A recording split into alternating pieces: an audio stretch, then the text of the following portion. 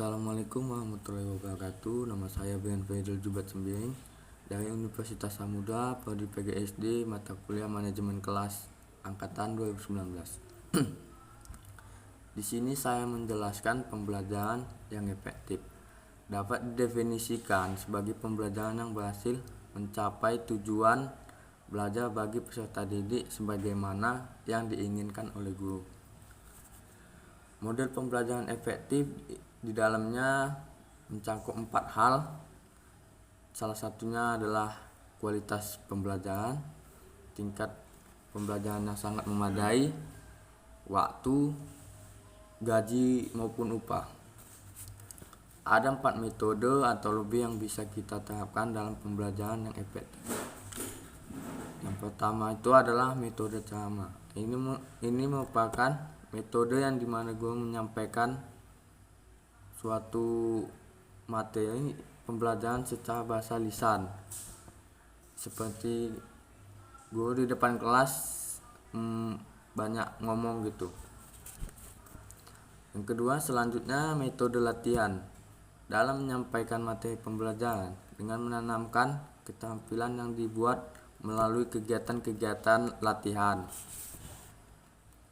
Selanjutnya yang ketiga, metode diskusi tanya jawab yang dilakukan pendidik dengan memberikan sebuah permasalahan kepada semua peserta didik dan diminta untuk memecahkan masalah tersebut. Yang keempat, selanjutnya metode karya wisata. Metode ini di mana siswa yang langsung ke objek lingkungan seperti belajar di kebun binatang maupun di hutan. Ya, pokoknya di luar ruangan sekolah lah.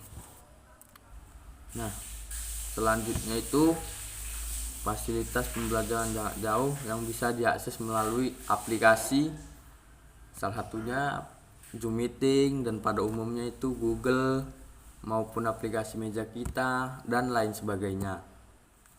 Dan penyediaan kuota gratis bagi siswa yang dalam penggunaan proses pembelajaran online. Ada 7 cara yang efektif. Salah satunya membuat suasana belajar di dalam kelas itu yang nyaman. Yang perlu kita lakukan pertama adalah gimana membangun suasana belajar di dalam kelas itu yang nyaman. Ada banyak cara untuk membuat mood belajar itu muncul. Ya, salah satunya seperti ruangan yang ber-AC atau tempat kelas yang bersih dan lain sebagainya. Mencatat pokok pembelajaran. Kenapa? Karena kalau kita membaca suatu buku, maka akan itu membutuhkan waktu yang cukup panjang atau lama. Untuk menyelesaikannya, maka yang perlu kita ambil itu adalah inti-intinya saja yang kita catat.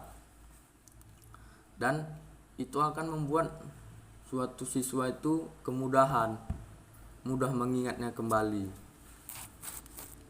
Selanjutnya, belajar kelompok. Metode ini selalu dikatakan metode yang paling efektif karena dalam suasana belajar kelompok yang cukup santai, otak menjadi lebih tenang dan rileks. Selain itu akan lebih mudah untuk memecahkan suatu masalah dengan bersamaan. Metode mempersingkat atau memodifikasi menyamai nama sesuatu. Nah, metode ini digunakan bagi beberapa siswa yang kesulitan dalam menghafal dengan cara menggunakan nama-nama yang hampir sama untuk mengingat materi tersebut. Ini sangat efektif digunakan dan otak sangat mudah untuk mengingatnya. Selanjutnya itu belajar dengan praktik. Dengan cara ini juga akan membuat siswa tidak bosan. Misalnya contoh pembelajaran IPA seperti botani dan lain-lain. Nah, di situ kita bisa belajar sambil mengamati tumbuh-tumbuhan dan hewan seperti di lingkungan nyata. Selanjutnya, belajar rutin tapi jangan lama. Yang perlu kita lakukan adalah belajar rutin, bukan terlalu lama belajar. Contohnya gini, belajar pagi 45 menit, siang 25 menit, sore 50 menit, dan malam 1 jam. Nah, ada 4 waktu yang bisa kita bagi dalam satu hari untuk belajar. Dengan ini sangat efektif dan pikiran juga akan tetap dalam keadaan tenang, rileks, dan daripada belajar harus terlalu lama. Selanjutnya yang ketujuh itu mengerti bukan menghafal. Nah, ini yang paling selalu dilakukan siswa saat ketika ingin ujian.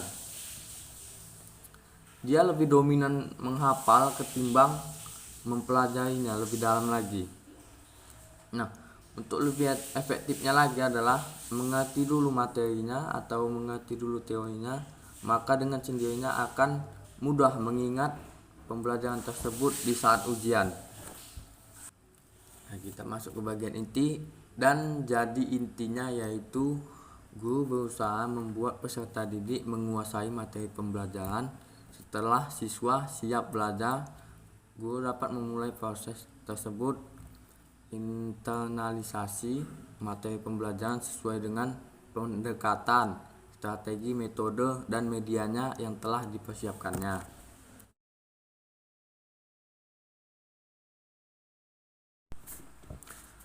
Proses pembelajaran yang efektif. Supaya memperoleh hasil yang memuaskan dalam proses belajar mengajar, siswa dan guru perlu memperhatikan hal-hal tersebut. Mengoptimalkan hasil belajar melalui proses belajar mengajar yang berdaya guna dan berhasil guna. Yang kedua, mengerjakan tugas dengan baik dan tepat waktu. Selanjutnya, merumuskan tujuan pembelajaran secara nyata. Yang ketiga, melihat kembali hasil-hasil pembelajaran yang telah dicapai dan mencari jalan keluar supaya dalam proses belajar mengajar lebih aktif lagi. Selanjutnya, kriteria pembelajaran yang efektif. Keberhasilan proses belajar tidak lepas dari cara pendidik mengajar dan peserta didik belajar. Sebab baik tidaknya hasil proses belajar dapat dilihat dan dirasakan oleh pendidik dan peserta didik sendiri.